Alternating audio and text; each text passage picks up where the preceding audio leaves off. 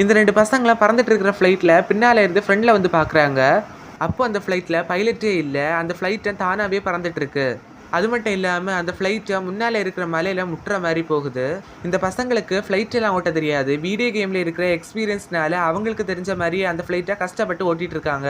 அப்போ இந்த பசங்களுக்கு ஒரு புதிய பிரச்சனை வருது. அது என்னன்னா, அந்த ஃப்ளைட்ல இருக்கிற ஃபியூல் தீரப் போகுது. அதனால இந்த பசங்கலாம் சீக்கிரமா அந்த ஃப்ளைட்ட கீழ லேண்ட் பண்ணி ஆகணும். இந்த பசங்கலாம் ஒரு ரோட பார்த்துட்டு அந்த ஃப்ளைட்ட அதுல லேண்ட் பண்ணலான்னு சொல்லி அந்த ஃப்ளைட்ட கீழ கொண்டு போறாங்க.